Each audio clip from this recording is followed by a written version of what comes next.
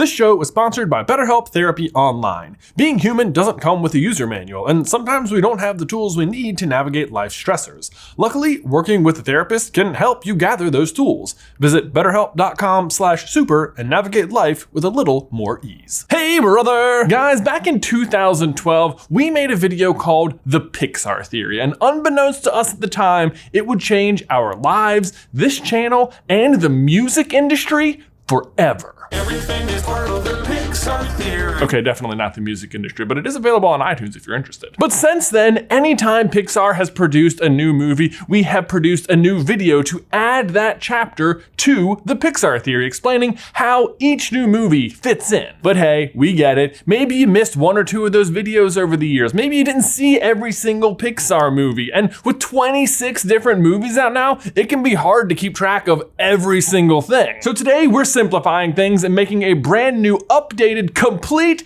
Pixar Theory, including everything from Toy Story through Lightyear, which turned out to just be a movie inside of Toy Story. That's how Lightyear fits in. This is the Pixar Theory. Pixar Theory, the Pixar Theory. We're finally going to see it clearly. The Pixar Theory.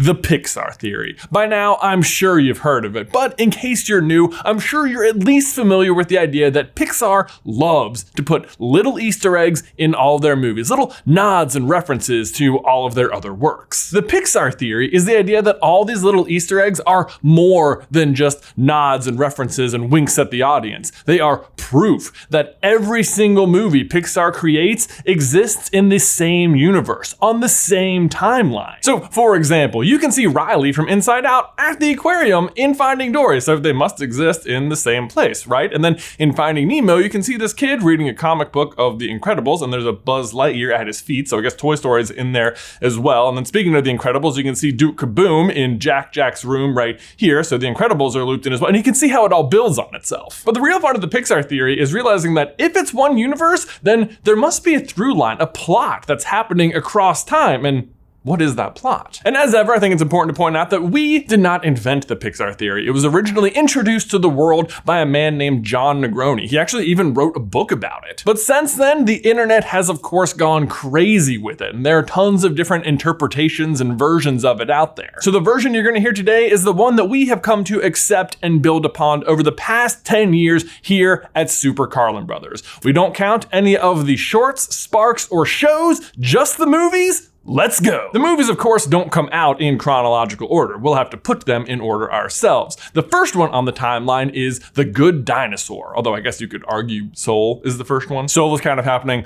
all of the time and none of the time, and time just works weird in that movie, so we're starting with The Good Dinosaur. It is particularly important to the Pixar Theory because of this moment right here, where the asteroid misses the Earth. This tiny non-event right here is the catalyst for everything that happens in the Pixar universe. It's why the Pixar universe is so similar to our own, but also slightly different. And the first big change is pretty obvious. It's how much more the dinosaurs were able to develop since the asteroid missed. Arlo and his family have developed intelligence, agricultural practices, they're building homes, they farm the land. But as they say in Brave, you can't escape your fate. And so even though the dinosaurs bought themselves a couple extra million years by the asteroid missing, they're still doomed. Not by an asteroid, however, but simply by weather, which in the movie is already causing catastrophic problems. Climate change. Who knew? For example, the pterodactyls used to be able to hunt, but now they have to follow the storm in order to scavenge food. The T-Rexes have to herd animals to provide themselves a steady food supply, but food is so short that they're under constant threat of losing their herd to raptors. But on the other hand, we also get an early glimpse at human life on the planet in the form of Spot, who proves that even the youngest humans are extremely resourceful in ways that the dinosaurs just aren't. What The Good Dinosaur establishes for the Pixar universe, though, is something we're going to continue to see through the timeline as a whole. It's this idea that any animal that doesn't get domesticated, like rats or insects or basically anything underwater, will develop some level of intelligence. Heck, even in The Good Dinosaur, you can see different levels of domestication with the chickens. Yesterday, you said Footless Fran was the worst. She's only got 1 foot. what? But hey, that's not the only way an animal might gain intelligence, right? You might also be a human who was magically turned into a bear. That's right. Next up, we turn to the movie with mother-daughter strife, where the main character has red hair and someone gets turned into a giant bear. I'm speaking, of course, of Brave. I know, can you believe it? Isn't it weird that somehow there is more than one movie with this exact plot? Well, not if you understand the Pixar theory. Otherwise, it's kind of weird that even a single movie exists with this plot. But honestly, I'm kind of surprised it took this long for another movie like this to come out, because not only are the plots similar, but so is all of the magic involved in turning someone into a bear. Real sentences I say for my job. Thank you for watching. Both situations involve a character from the past searching for power, Soon-Yi in turning red to protect her family, and Murtagh in Brave for conquest. And both are granted this power in the exact same form. Giant bear. Murtagh gets it from the witch in Brave, and Soon-Yi gets it from the gods, apparently? Or does she?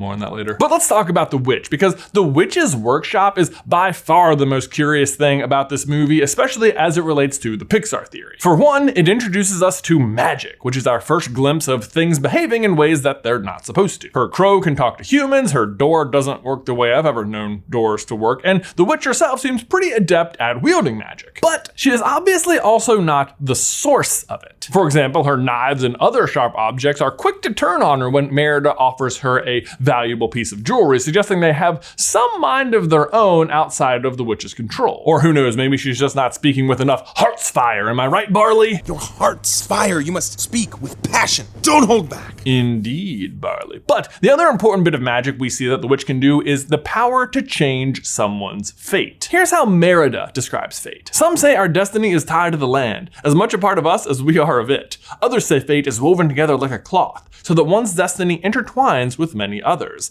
It's the one thing we search for or fight to change. Some never find it, but there are some who are led. One's destiny intertwines with many indeed. Wonder who that's about. But anyway, let's get back to bear magic. There's obviously some key differences between turning red and Brave. Obviously, like one is a giant red panda and the other is black bear, and that Soon-Yi is able to go back and forth between human and panda, whereas Murtagh just sort of gets stuck as black bear. But there's quite a number of similarities as well. For example, both sets of bears have a certain darkness to them. I mean, Murtagh is basically in full dark mode all the time, even though when he dies, you can see the human spirit inside of him is actually much more at peace, which sort of suggests that somewhere along the way, the bear or primal darkness or something overtook the man. It's like the scene in Turning Red where Mei Lin is going through the mirror and there's like a big struggle. It's like the bear won that and is the one who's left on the outside. Merida's mom also shows moments of advancing towards darkness throughout the movie, and we see Mei Lin totally lose her cool on Tyler when he calls her a freak. Not to mention, Ming as giant Godzilla panda. Even how you undo the bear spell is super similar. Both somehow involve a celestial-based time limit. For Murtagh, it's before the second sun rises, and for Mei Lin, it's before the end of the red moon. Then stand inside of a physical circle and sing with your heart. Oh, right, sorry, heart's fire. My what? Your heart's fire. You must speak with passion. This separates the bear spirit from the body. Man, even that, a soul entering or exiting a body after a circle is drawn on the ground, why does that sound familiar? I'm telling you guys, it's like all these movies are connected or something. Oh wait, that's why you're here. And yes, I know nobody in Brave is actually singing, but they are standing in a stone circle and everyone is wishing with all of their heart that Merida's mom is going to come back. Okay, fine, we also don't know that's what they're thinking, but if you don't think that Murtagh has enough heart's fire on her own to bring her mother back in this situation, then you need to go watch the movie again. And I mean, just compare the separated soul from the bear in each movie. I mean, it's just this translucent ghost of the person who used to live. Coincidence? I think not. Thank you, Bernie. But okay, so magic exists, souls exist, humans and animals are capable of intelligence. What happens next? Machines. Yes, machines. And in fact, the power struggle between humans, animals, and machines is what takes up the big middle section of the Pixar theory. But I use power struggle pretty loosely here because it's not like any group is trying to be in control or suppress the others in any particular way. It's just that as certain group rise, it's usually at the cost of the others. But I say others pretty loosely here because for the animals, their ship sailed with the dinosaurs. Like that was their time, and from there on out, everything's pretty much downhill, but we'll get into that more later. For now, let's focus on the introduction of the machines, which happens in The Incredibles, which takes place somewhere around the 1950s and 60s. Here we see the supers who live in a world of constant fear and crime and do their best to fight it, until one day they get outlawed. But not before the best of all of them, Mr. Incredible, offends his biggest fan, Buddy Pine, aka Syndrome. Turns out this day had a pretty massive impact. Little did Bob Parr know that by not entertaining little Buddy's fandom in this moment, he would alter the course of the entire world pretty immensely. Because the end result is that young Budford retreats home, locks himself in his room, and invents artificial intelligence in the form of the Omnidroids, lethal robots he uses to try and kill off all the supers so that he can pretend to be one. Too bad for him though, the machines end up being smart enough to defeat even him. Thankfully, the Incredibles are able to step in and defeat the Omnidroid anyway, but it's too late. The damage is done. AI has been introduced to the world. And this event marks the beginning of the end for the humans in terms of power on the planet for quite some time, and even marks the beginning of the end for the end of magic on planets abroad, but we'll come back to that one. However, despite this being the spark that lights the flame, the humans don't lose power immediately or anything. Interestingly, the animals do start to emerge as a bit of a power, but never really take the driver's seat. Well, except for that one time when Dory literally drives a truck off a cliff. I mean, I know it's a movie about talking fish, but for some reason, this moment I feel like is really where they, jumped the whale shark. Nailed it. They literally did it though. Meanwhile, on the other side of the world though, another movie is happening around this time. Luca. Now, if you recall, at the end of Luca and Alberto are revealed to be sea monsters, a revelation that the people of Porto Rosso accept and embrace almost immediately, which is fine. Good for them for being so open-minded, but I do feel like it happens kinda super duper fast for a town with a statue of a man killing a sea monster right there in the middle of it. But now we're good. Instead, let's go ahead and make these two sea monsters the champions of this year's pasta triathlon. And if that doesn't say progress, then I don't even know what the point of a pasta triathlon even is. That said, maybe part of the reason they weren't as surprised by this sudden revelation of sea monsters is because they're used to sort of supernatural things happening in the world, like superpowers, which we know are things happening all around the world because of how the end of Incredibles 2 goes. But what also lines up really nicely for Luca in terms of the Pixar theory is the cleanliness of the water. I mean, sure, Alberto is littering up a storm at the beginning of the movie, but for the most part, it's very clean, which is in harsh contrast to Pixar movies taking place closer to present day, where if you see underwater, it is horribly polluted anywhere it's near humans. And this is sort of a sure sign of things to come. But actually, let's take an even closer look underwater because there's another bit of big consistency within the universe happening. You may have noticed that the fish in Luca are not quite as smart as the other fish we see like in Finding Nemo. Instead, they're more like sheep. So, what gives? And actually, we already went over it. It's because the fish in Luca have been domesticated by the sea monsters, much like the chickens were domesticated by the dinosaurs in The Good Dinosaur. But you might be wondering about now, where did the sea monsters come from? And that is a very good question, and we will definitely answer it in a little bit.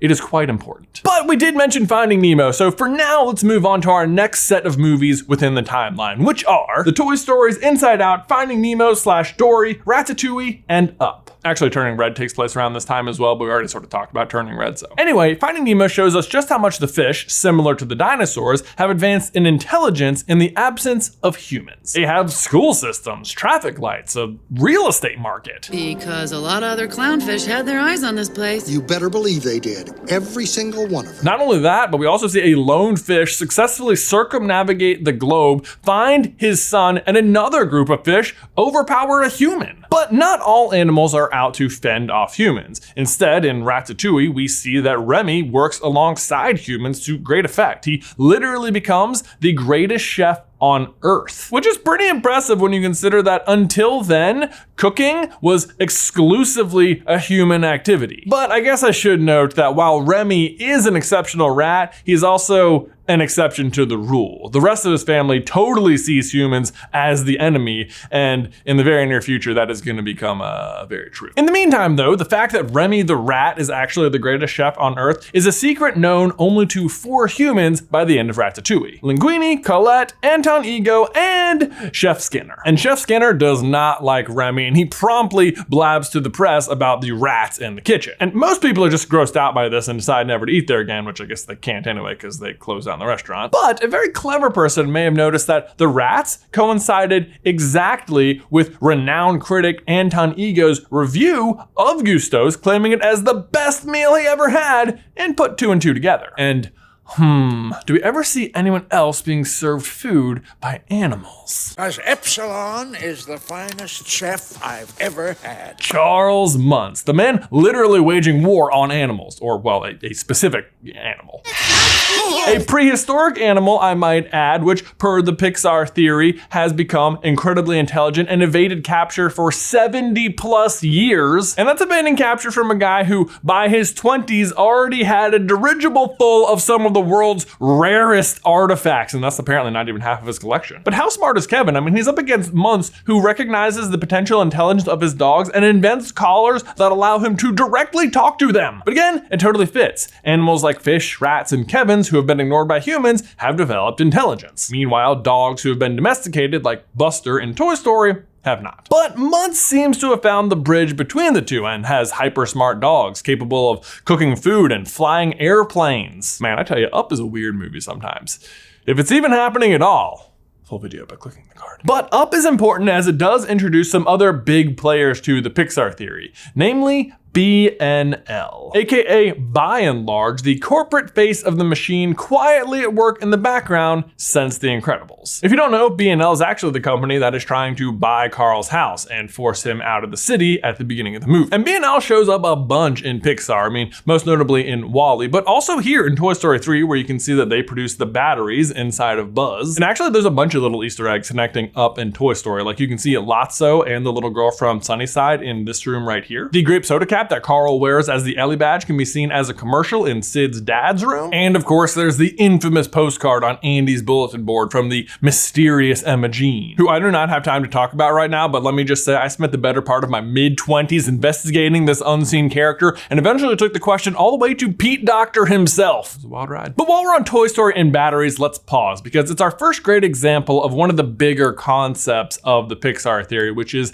how humans are used across it, which is to say, as batteries. Sort of. It's more like the power of human memory has the ability to bring things to life. But like, this is the answer for how toys come to life and why they are afraid of being forgotten by their owners, because their owners are literally their life source. Coco actually gives us an extremely good breakdown for how this all works, and I'll explain that in a minute. But for now, just start thinking of humans as batteries. Where humans are, there is life. Where humans are not, there is not. At least when it comes to inorganic things like toys or machines or cars. On the other hand, when it comes to animals, humans' involvement is typically not so great. We get to see the start of the humans' real effect on the planet in Finding Dory, when Marlin, Nemo, and Dory find themselves amidst a junkyard on the ocean floor. The pollution is vast, with little sign of life anywhere except for the occasional crab and giant bioluminescent squid. But really, the trash is the important thing here, because it marks the beginning of the end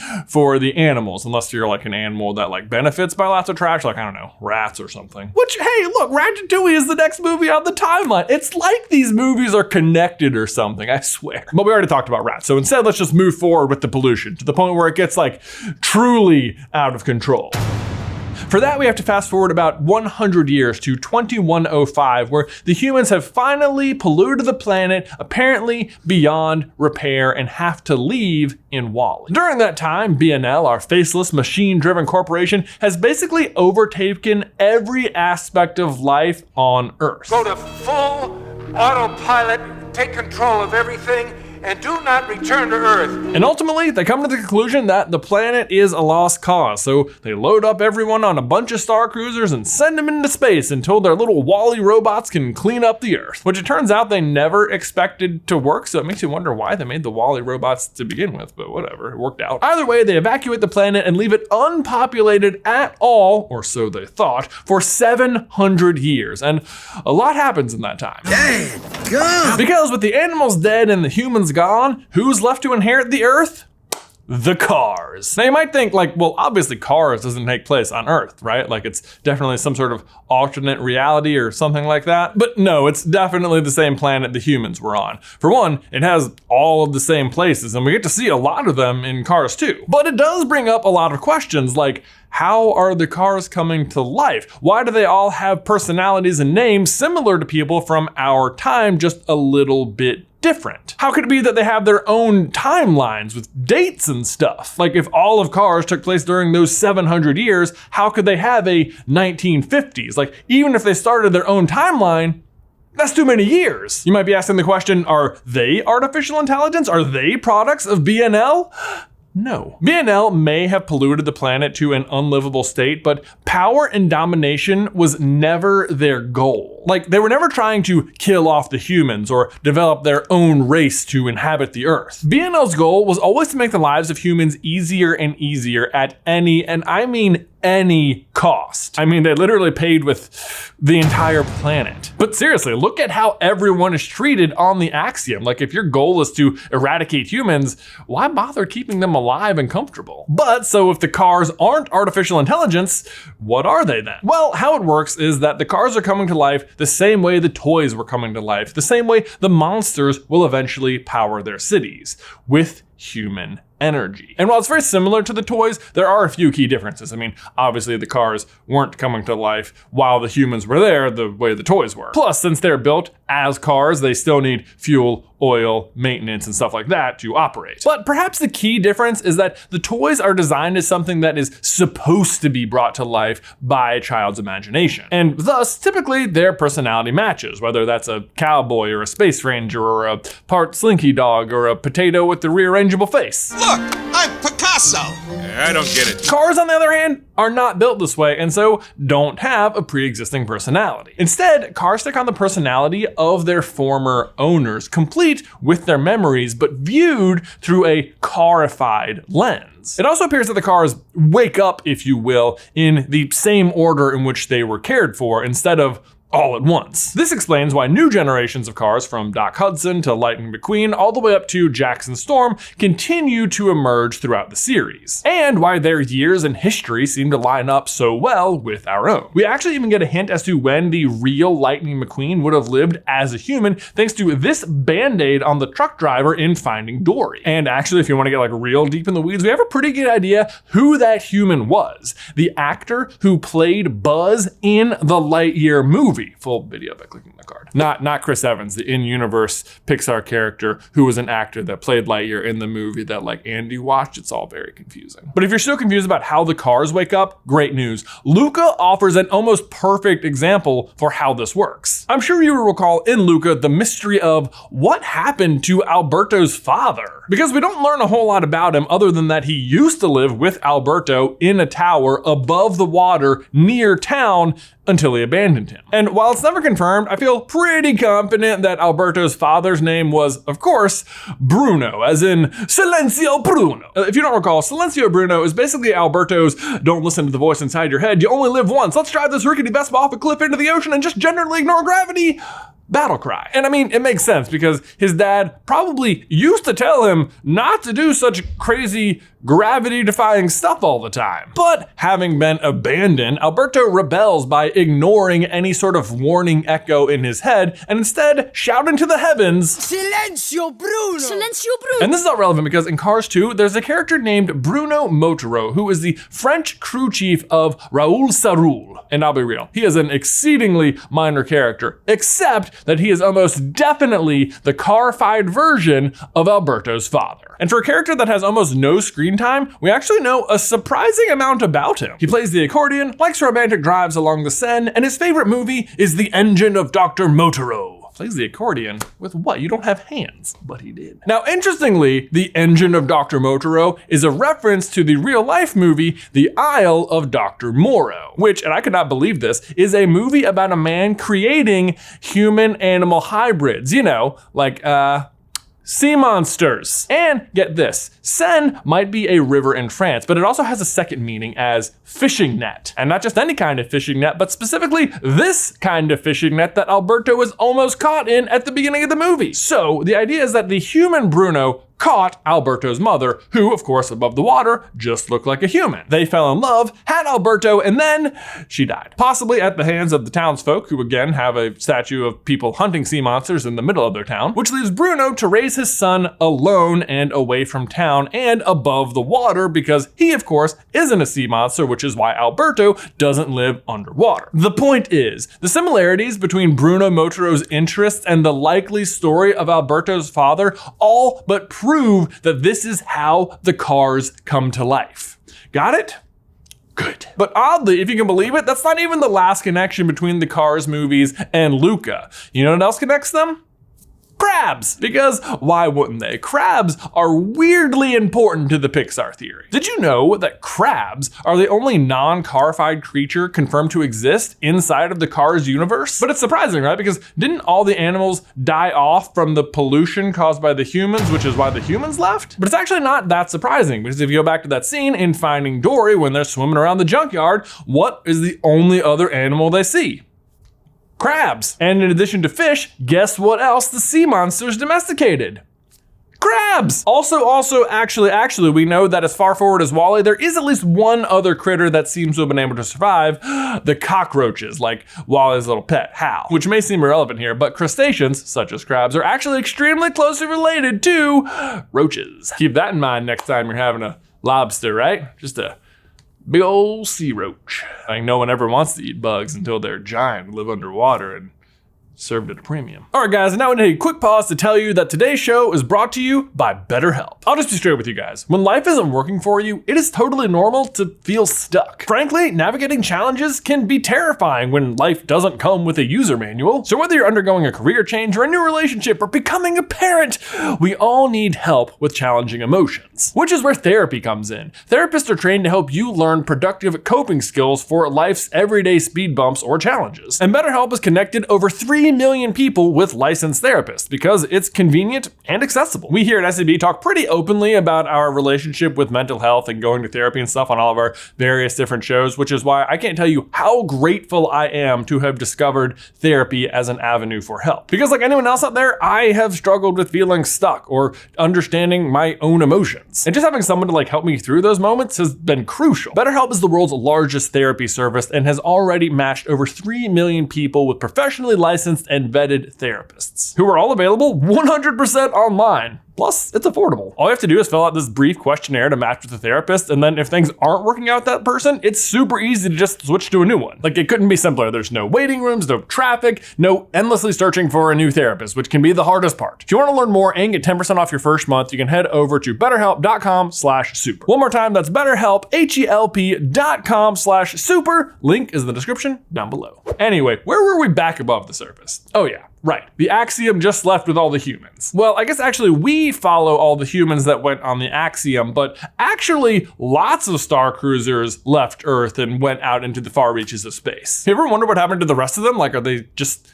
still out there? Honestly, probably. Except for one, which didn't have such a happy ending and instead crash landed on a whole different planet full of magic. Not gonna lie, when I first watched Onward, the thing that bothered me the most was that in this total fantasy world, all of the technology they came up with was almost the exact same stuff we humans came up with, except obviously they weren't on Earth because there was 2 moons. How could that possibly be? I wondered, how is this gonna fit into the Pixar theory? Are smartphones and cars just inevitable? No. As ever, the Pixar theory provides. The reason the technology in Onward is so similar to the technology from Earth is that It's from Earth. What happened is one of the other star cruisers crash landed into the planet of Onward, and all their technology is being sourced from that star cruiser, which is just packed to the brink with the peak of human technology. And I mean, this makes sense, right? Like if a giant spaceship crashed into the middle of your magical utopia, you'd have to explore it and figure out like where it came from and what all of its secrets were. Right? And guess what? Telling people where it came from is one of the functions we know the Axiom can do. Not only that, but it's also equipped with powerful AI that can tell them how to do and build most things. And if only a few beings are capable of magic on your planet, you can see why adopting technology that makes life easier for every troll, gnome, elf, dwarf, mermaid, and any other creature around would be preferable. But that is why the cars, planes, highways, snacks, infrastructure of the entire modern world and Onward is so similar to Earth's. I mean, heck, they even have the same brand of triple dent gum. I guess they just couldn't be bothered to think of a new one. Stuck in their head forever. This again? But it really should be no surprise. The Axioms are products of BNL, and they are not shy about suggesting how you should treat their products. But you might be thinking, well, whoa. If BNL is so pervasive, then shouldn't we see like a BNL logo somewhere? Like at least a tiny sticker? No, I thought so too. But instead, where you need to be looking is the horizon, where you can see proof of the crashed starship. In the movie, the brothers are questing towards a mountain in the distance called Raven's Point. It turns out this isn't their true destination, but it is ours. Because Raven's Point isn't a mountain at all. The whole movie, I kept thinking, man, it looks so familiar. And that is when I looked up the blueprints for the Axiom. And guess what? It's a perfect fit. And if you think, whoa, are you telling me those ships are the size of the mountain? Yes, they are. These ships are absolutely massive and totally mountain-sized. And if you're wondering why it doesn't look like a spaceship anymore, that's because it's been there for hundreds of years and it's just been like covered by nature in the meantime. But anyway, let's get back to Earth, where the cars and apparently a few crabs are running the place. Because you might have noticed that in WALL-E, the planet looks way more polluted than we see it in Cars. You may have also wisely pointed out that there's a ton of plant life in Cars that the Eve drones should have easily been able to find and report back to the captain. Very, very good points, both of which though are pretty easily explained. First of all, the humans may have needed to leave way before the planet looks like it does in WALL-E. And second, the Eve probes may specifically be being sent to locations where there is no vegetation to find out if vegetation has returned to those locations. But either way, it doesn't matter. Every single Eve droid could be coming back with plant life every single time, and it makes no difference because the AI is programmed to never return anyway. At all times, it maintains its directive to stop the captain from ever learning about it. As for the planet being so brown, well, I think that's probably because the only inhabitant of the planet for several centuries was cars. But of course, the cars too eventually die off. Look. Here's poor Todd. Kind of weird for them to leave that carcass in the shot, am I right? Car, you get it. But it's like we said, when there's no humans, there's no energy. The cars can survive on fuel alone for a while, but even by Cars 2, there's already an energy crisis. But of course, we all know that is where WALL-E steps in and solves everything by finally delivering a plant to the captain of the Axiom and delivering the humans back to Earth. We can go back home for the first time! And what becomes of the humans after they return to Earth? Well, it looks like they start rebuilding, but eventually we know they become monsters. Now, we've always known this was the case, and for a long time our theory was that after returning there was still some like leftover radiation or something from the pollution that got into the humans and eventually caused them to mutate into the monsters. But with so many new movies out, we now have a much better understanding of what actually happened and how they transitioned into the monsters. The answer is, of course, the sea monsters. See, while the above ground humans all left on the Axioms, it doesn't mean the sea monsters ever left. The oceans, being much larger than the surface, likely allowed them to spread out and find sanctuary and survive the intervening 700 years. I mean, we absolutely know they don't have to live near land or anything, thanks to Luca's creepy uncle. And this offers an alternate explanation for how those crabs were surviving during the times of the Cars. they were domesticated. But so as the humans are now able to return to a now livable planet, so too are the sea monsters able to re-emerge above the surface, where, as ever, they continue to take on the form of humans. And if our story about Alberto's parents is correct, then it means the sea monsters could procreate with the humans and eventually create an entire race of monsters. But of course, after that happens, it means, once again, there's no humans left, which means energy crisis, which is where we find the monsters in Monsters, Inc. Mikey, there's a screen shortage. We're walking. In fact, what is it we know they're harvesting to run their cities? Oh yeah, human energy. Or more specifically, human emotions, or even more specifically, human memories. Yes, here we go. At last we can explain how humans as an energy source works. Oh, but wait, weren't you going to tell us about how the sea monsters came to be in the first place? Yeah, I am. I'll get there, okay? Shh, I'm talking about batteries. I'm over here now. Okay, so if you will recall, at the beginning of Monsters, Inc., there is a scare shortage, which if you ask me, makes no sense. I mean, we know Sully and Randall are both simultaneously close to breaking the all-time scare record. That means the two best scarers of all time are working at the same time, right next to each other on the scare floor, and somehow you're at a scare shortage? Oh, kids these days, they just don't get scared like they used to. Indeed, Waternoose. Indeed. The solution in the movie is to switch to laugh energy, which I submit to you based on what I just said makes no sense. If talent is at an all-time high, why is scream at an all-time low? Well, it's because of how the scare floor works, which is time travel. When the monsters go through the doors, they enter the human world. But as we've just established, the human world is their world. What the monsters are doing is just accessing a point in history when humans existed, because as ever, they need human energy to survive. As such, when they travel back in time to scare the kids matters. And we have a pretty good idea when they're traveling back to, thanks to some of the posters and toys in the kids' rooms. Namely, all these actual posters promoting the opening of Disneyland back in 1955. We also have this Jessie doll in Boo's room, which would have come out alongside of Woody's Roundup, which also came out in the 50s and was super popular until 2 words, Sputnik. Which for the record went into space in 1957, so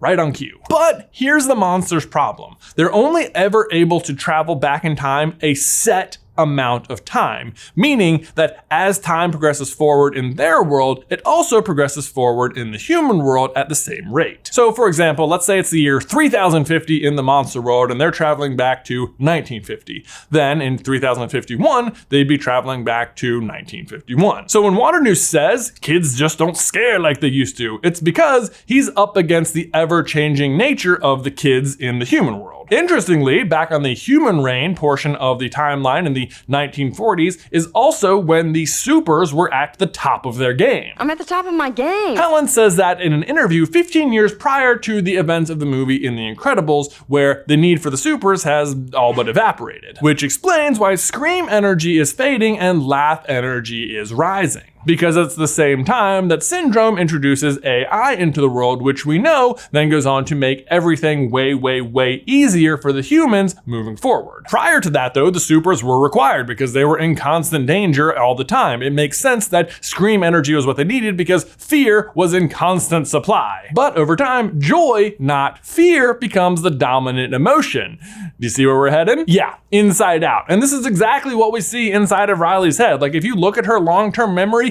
it's mostly joy back there. There's literally just more joy to harvest from these kids because they have more happy memories. And memories specifically, not emotions. Emotions just color the memories. Inside Out also explains why children are better targets than adults for harvesting the energy. Because for the most part, all of their memories have just a single emotion. But when they get older, they have more complex and mixed emotions, which would obviously be harder to harvest. And boy, let me tell you, since the last time we did a complete Pixar Theory video, I have personally had 3 kids, and that is absolutely true. They feel one emotion at a time at 100% and nothing in between. Inside Out also introduces us to the character Bing Bong, whose death is quite powerful. In Riley's mind, Bing Bong was a real being, not just a memory, so he's able to walk around freely rather than being contained inside of just an orb. But he still spends most of the movie in this in-between state. He's a memory that's never called upon, but he's also not entirely forgotten. And as such, he just sort of continues existing until eventually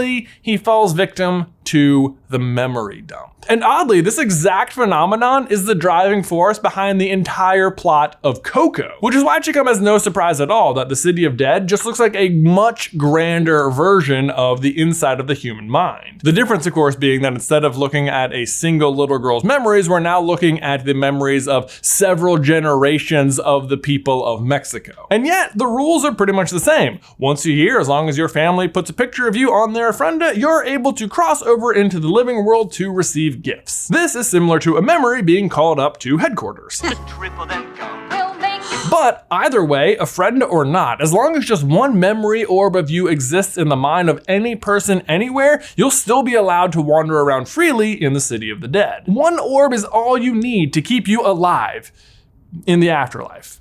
You know what I mean. But if you are completely forgotten, then much like Bing Bong, you experience the final death. And that right there, the concept of being remembered, is the very point of the Pixar theory. To actively remember those who came before you, to look to the past as a guide for the future, because those who are not forgotten are not really gone. And once you're aware of it, you'll start to notice this theme permeates basically every single Pixar movie. In Toy Story, the toys' greatest fear is being forgotten by their owner, because if they are, they'll die. I mean, look at Wheezy. He's sick because he's nearly forgotten, and the prospector is seeking a kind of immortality by being in a museum. Bob Parr is afraid that if everyone just forgets the old days, then Mr. Incredible, his former self, will truly die too. Marlin's quest to save Nemo is as much about remembering his wife as it is rescuing his son. Then we have Dory, who has short-term memory loss and spends an entire movie showing just how tragic forgetting can be. I mean,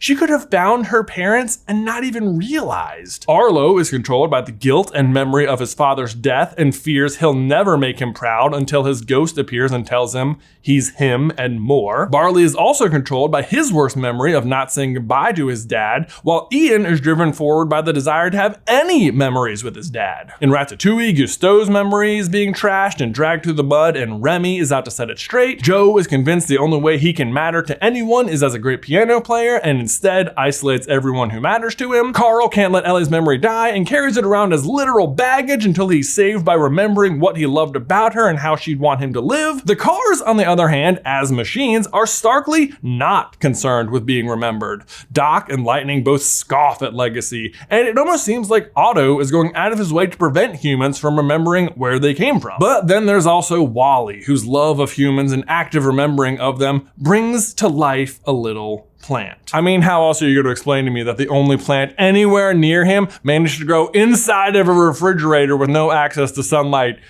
or water? It's almost like Wally has a soul.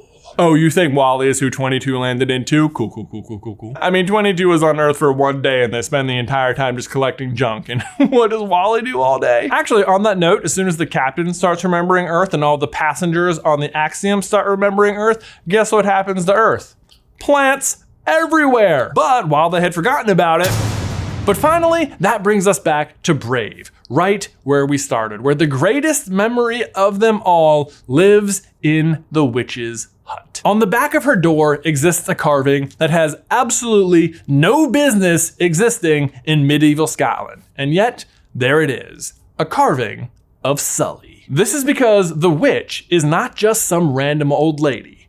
The witch is Boo.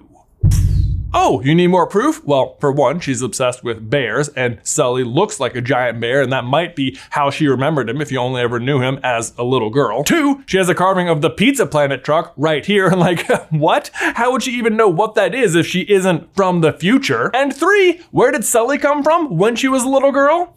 A magic door. And what does the witch have on her hut? A magic door! What a weird memory to chase your entire life, right? You'd probably think you were going crazy, but part of you would always remember your adventure with the giant talking bear. But like, was it just a dream? It must have been, because giant talking bears don't exist, right? People still talk about Pandapocalypse 2002. Oh, right, but they do. And can you imagine how the news of Pandapocalypse 2002 would affect the then adult Boo? Discovering that this kind of magic was in fact real. Boo would be roughly 47 around that time, just the age to have a teenage child, likely of Asian descent, probably dressed in flowers like her door, because that's how people dress their kids, right? But I gotta tell you, sounds a whole lot like Mei Lin's friend, Abby, which bad news means that adult Boo not a fan of Four Town. Mine called it stripper music. Which I guess, to be fair, doesn't mean she doesn't like it. But it does likely mean she would have tons of liberty to ask Mei Lin's family about the events of Pandapocalypse 2002, since her daughter would have been very directly affected by it. I mean, at bare minimum, she would be able to learn a lot about bear magic, which is the exact kind of magic we are interested in. I mean, going back to her wood shop, does the amount of wood carving not kind of resemble the giant red panda shrine? And if she discovered time travel as well, which not for nothing is neatly laid out for her in the in-universe film of that time, Lightyear. Sucks. How long were we gone? Meow, meow, meow, meow, meow, meow. 22 years, 19 weeks, and 4 days. Then she could have actually been the one who went back and gave Sun Yi the ability to transform into the panda in the first place, thus ensuring an infinite loop where her future self would always learn about the magic. And she is good with this trick. In fact, it's the very trick she uses to make sure that Sully himself never experiences the final death, to ensure that Sully is never forgotten. Because again, all you need is one memory orb, right? But so how do you ensure that never fades? By going into the past and remembering something from the future, thus creating a permanent loop. As long as she stays here and sets the events of Brave in motion, she ensures the future will always happen. She'll always go on to be a little girl again and meet Sully, who will grow up to go back in time and ensure the memory never dies. And believe it or not, this exact same trick also explains where the sea monsters came from. We're finally there. Here's how it works. We mentioned earlier that while the humans were gone, the sea monsters were able to thrive under the water. Once the humans returned, the sea monsters would likely outnumber them, and eventually they could interbreed with them and create an entire race of monsters. But so how did the sea monsters arrive on Earth to begin with? Well, it's pretty simple. The first sea monster was just a banished monster from the future. In fact, we already know for sure of at least one banished sea monster in Monsters, Inc. Loch Ness, Bigfoot, the Abominable Snowman. They all got one thing in common, pal. Banishment. Indeed. Now, granted, Loch Ness is obviously in Scotland and we're in Italy and those are different places, but that's not much of a problem because obviously you can be banished to just different places. Welcome to the Himalayas! Thank you, Abominable. Yes, the Himalayas, which is where Mike and Sully are banished to, proving that the monsters are happy to use the same door and location to banish multiple monsters. But even so, you must be thinking, wow, they must have had to banish a lot of sea monsters. Like, were they just all breaking the rules? No, don't forget, the sea monsters all share one particular condition that would likely be a massive concern for the people of the monster world, which is that above the water, they look like humans. And we all know how the monster world treats humans. 2319! We have a 2319! So really, banishment might not be the right word. It's more like relocation, which then would also be explained why you'd be banished to the Italian Riviera. They're not trying to punish you for looking like a human above water. The people at the top know you're not actually a threat, but obviously you can't live here, so just live in this nice place. We'll even send everyone else who's just like you to the same place. But once again, it's an example of how the future ensures the present, or the past, depending on how and when you want to look at it. But the point is, it all leads to the same future, and that future is Sully, and his memory will never be forgotten. And that is the Pixar Theory. Whew. Thank you guys so much for watching our updated Pixar Theory video. Not gonna lie, that was a really long writing session, but I hope you all enjoyed it. The Pixar universe is so massive, it's so fun to like fill in all the gaps out, and every time we get another movie, I'm like, I don't know how this is gonna fit, but then it always does so perfectly, and it is like my favorite thing. If you have any other questions or fun Easter eggs you've spotted in the Pixar universe, or just want to let us know what is your favorite Pixar movie, let us know in the towel section down below. But then, otherwise, until next time, I will see you in another life, brother. Also, at some point, there was a colony of ants that lived next to a tree.